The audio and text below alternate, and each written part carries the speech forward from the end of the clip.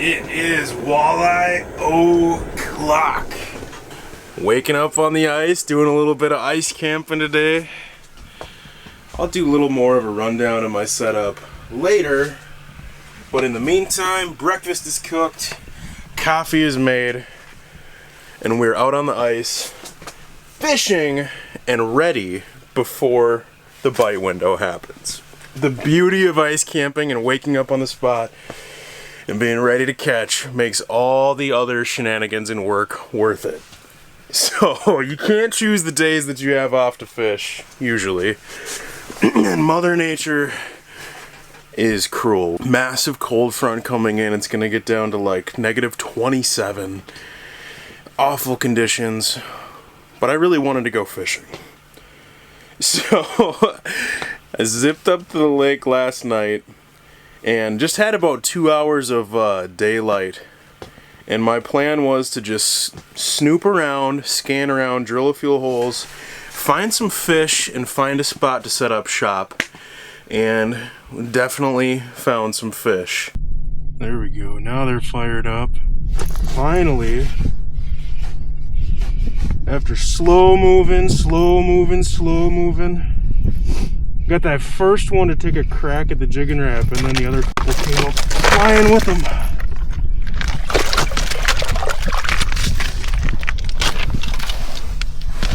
There we go.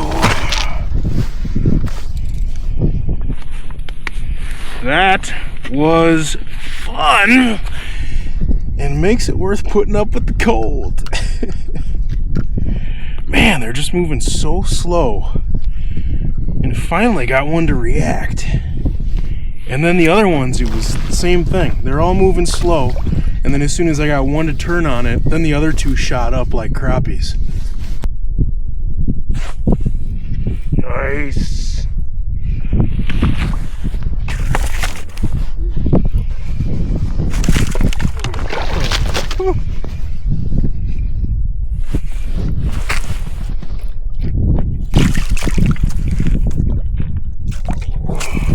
Nose first. Whoop.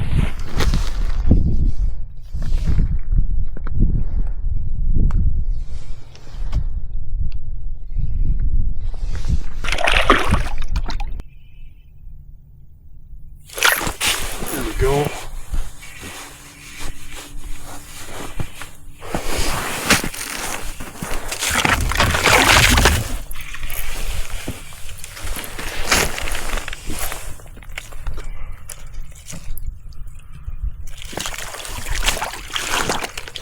If I can grab them.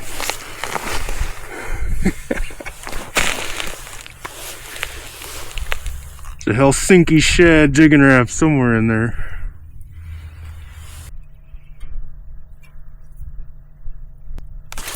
There we go. That one took some coaxing. I was kind of just wiggling it in place, and he just kept skirting it, turning around, skirting it, and then I did one big hard pop. Let that bait glide back to center, and he got off in the hole. Good. That was a bigger one. But as soon as I popped it, let it glide back to center, then he came up and bonked it. Wish I could have got my hands on him.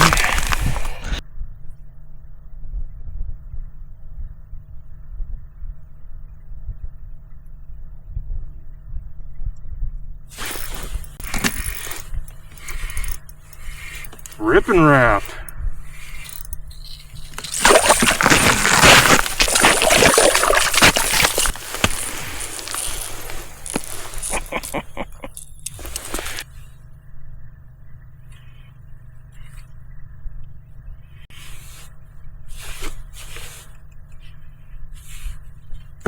There's another. Ooh, hoo, hoo. Back to back on El Rippo.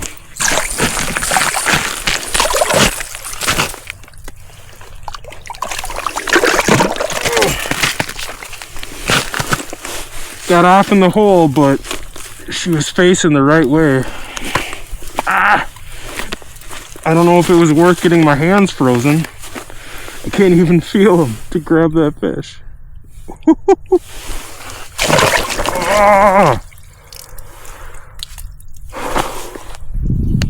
Ended up fishing until dark, catching 8 or 10 walleyes. It was too good to stop. And then having to set all of this up in the dark with a headlamp, but it was worth it. And the biggest thing here is when you're setting up a fish house, and I don't care if you're just going out for an hour that evening, if you're camping in a hub, if it's a wheelhouse, you gotta poke a few holes, do a little snooping around, do a little fishing before you set up shop. Because once you set up, you're not moving. And if you're sitting there in a spot where there just isn't fish around, it's just, you know, what are you even doing?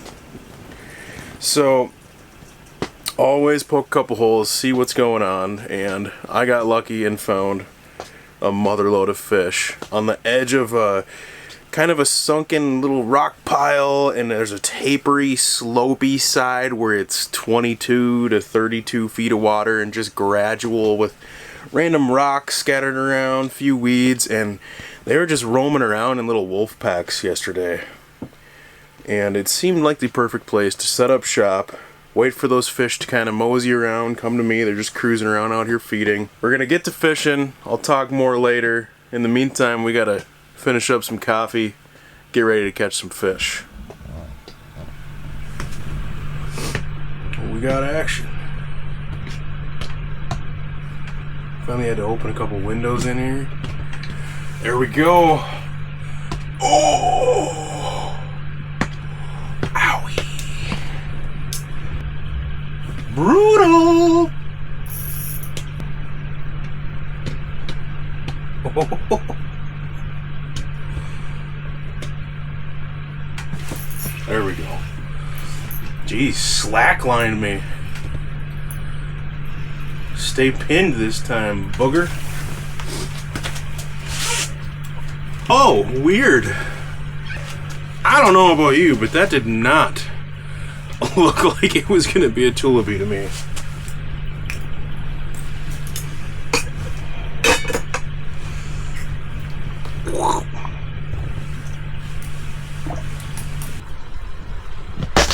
Holy crap. That split right through my hole.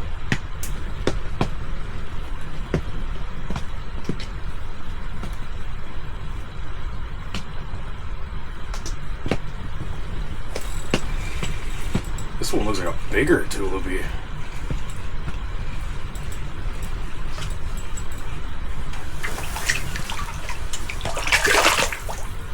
And it was. Dude, that would be so fun with a little dropper rig on like a bullwhip. Oh, because they're pretty good size for toolies. But the second I drop something like that down there, I would have a 28-inch walleye come through, and I'd be like, why am I using an ultralight and 3-pound test? Whoa, this dude just came out of nowhere. And he looks sassy. Oh no. Oh no. I think I got greedy and started working him up too high in the water column. Just try a rattle bait for the heck of it. And why not? And turn down 20 times.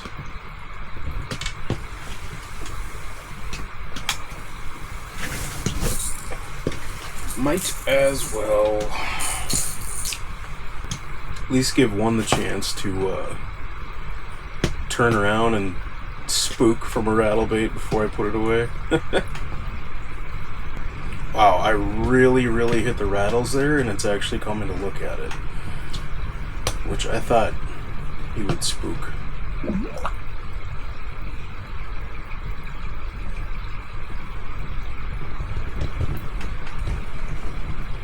No way does it eat this.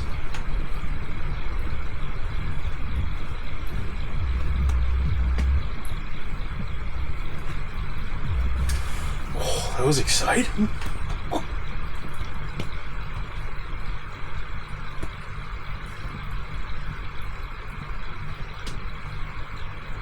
turning around with big rips and brr, brr.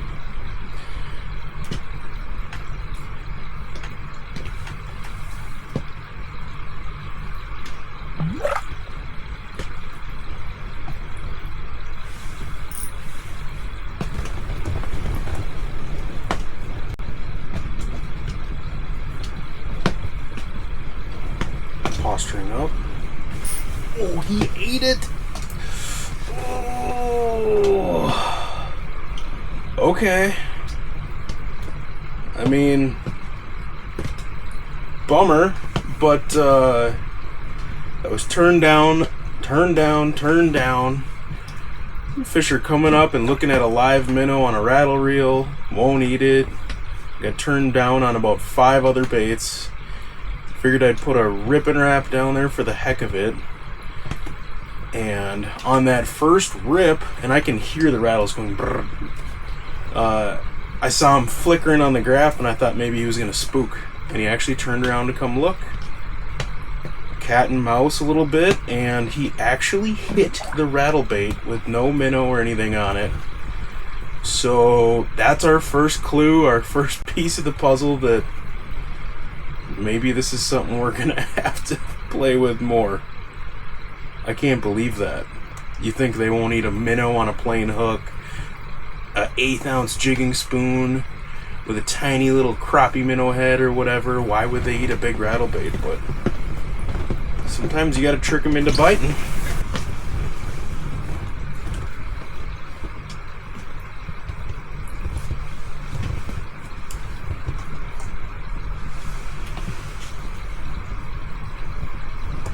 This one's moving a little quicker. A little. There we go. Nice.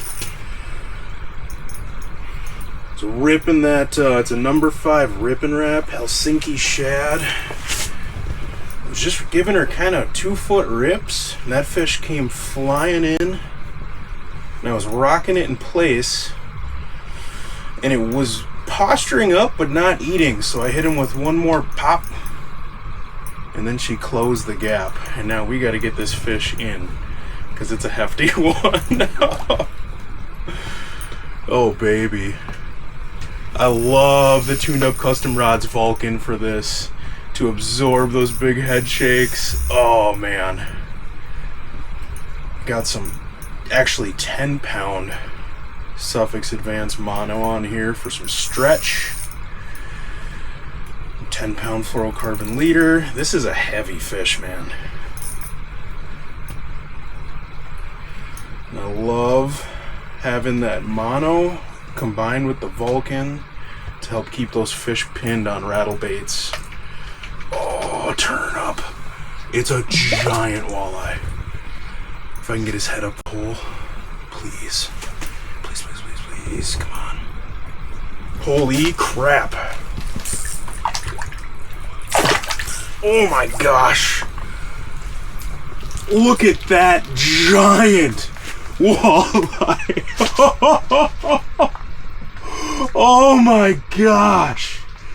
Are you kidding me?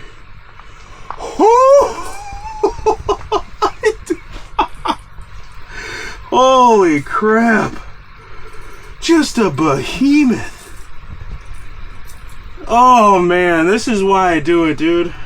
I love the experience. Ice camping, it's a lot of work.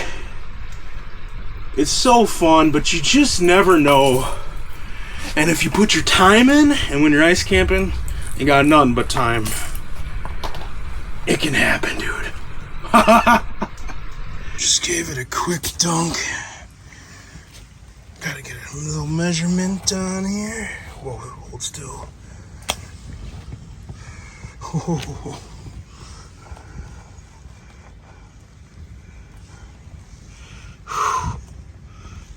She's a 28, but a freaking fat 28. All right. What a beautiful fish, man. Woo! You ready?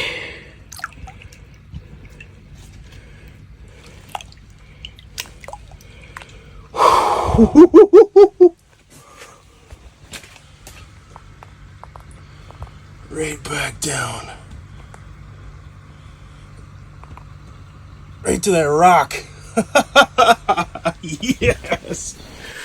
Dude, I am freaking shaking and sweating. I'm a hot mess, but in a really good way. I was literally just going for the snack bag, grabbing a $50 bag of beef jerky. Noticed a mark down there. Came in and engulfed the Rippin Rap. That was just an incredible fish. I already mentioned the setup I caught it on, but here's a little closer look at the bait. Probably won't focus. Number 5, Helsinki Shad Rippin Rap. Got a VMC bladed hybrid treble on there. Upsize the back hooks a notch. Upsize the belly hooks a notch. Just to help keep fish pinned. Holy smokes. You just never know when that fish of a lifetime is going to come through. And I know what some of you guys are saying, like 28 inches of fish of a lifetime. Well, in Minnesota it is, especially when it's a super fat one and through the ice. But I got another fish down there, so I got to get back down there with the rattle. Look at this thing already coming up for it. No way, man. Oh. Came in a little too hot. Bad angle. Is this one a pike, or is it even bigger than the last one? Oh. Okay. Settle down. It's a pike. It bit me off. Oh my gosh. Look, if that last one was a 28, that one was a 34. I hope I've got another one of them Rippin Raps with. Sheesh! You want to know why I'm fishing in the house today? Because it's going to get nasty today. It already is, but it's going to get way nastier.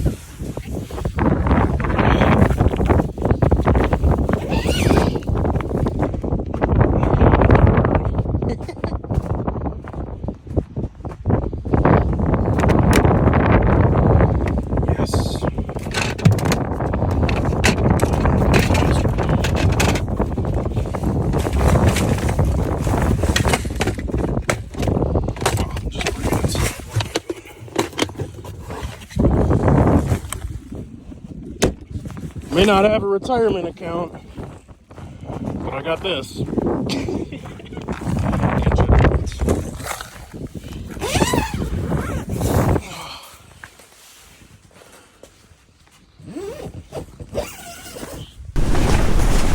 Oh.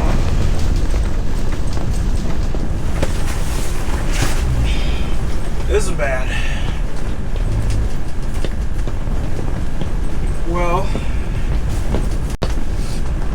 there's basically 50-mile-per-hour gusts, and the wind did a 180-degree switch and is now blasting right into the only side of my hub that does not have anchors and supports.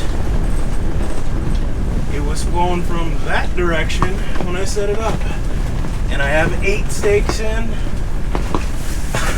and the one side I can't stake. I don't know what to do. I should not be out here. I should not be out here.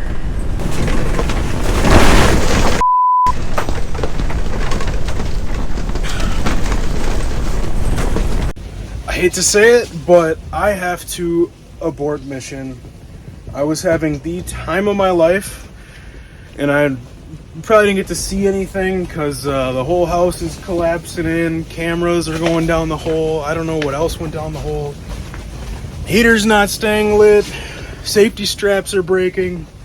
There's currently almost 50-mile-per-hour gusts, sustained at upper 20s to 30.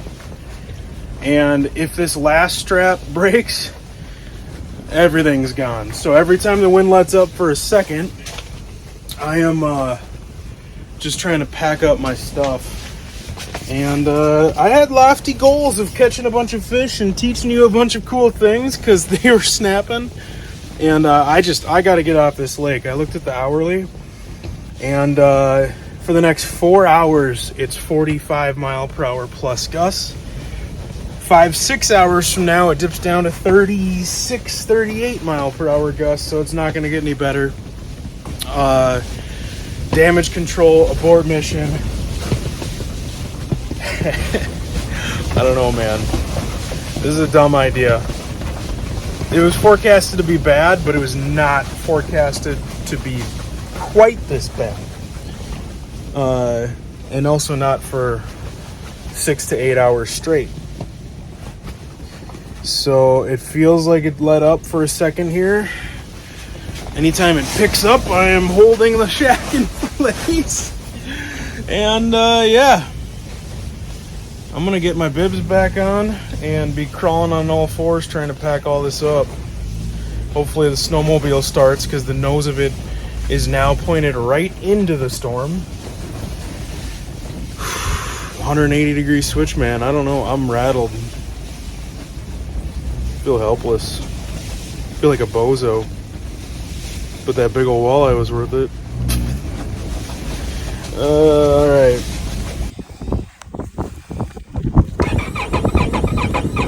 Oh, you beautiful creature, you.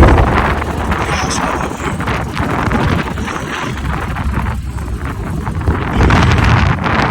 It's been real. These hilarious tight adventure. Thank you so much for a reliable workhorse that starts.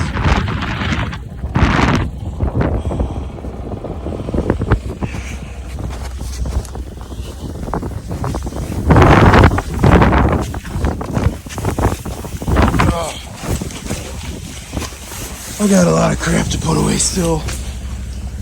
Dude, having a reliable sled that starts, I can't even tell you how good that feels. Oh my gosh.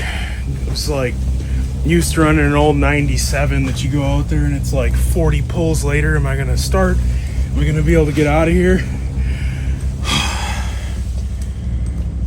Blessing. All right. The wind has let up, so we're on damage control. I'm gonna finish packing up. So, I didn't get out. I didn't get out of here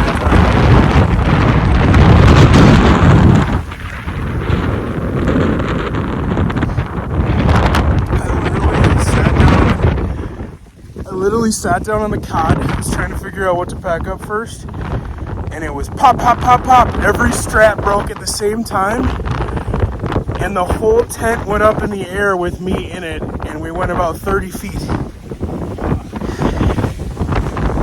I made it off the lake. Thank God that I had left a track in the Onyx Fish app, because I followed that thing all the way back 7 or 8 miles. It's a complete whiteout. I'm hiding behind the truck so you can hopefully hear me and see me. Holy crap. So don't be an idiot. Check the weather and pay attention to it, because it can get nasty in a second. And I should have packed up earlier, but I thought if it was 30 mile per hour gusts, I'd be fine. And then the next thing I know, I refreshed the weather channel, and it said like 47 mile per hour gusts, and it was like, oh boy, we're in for a ride.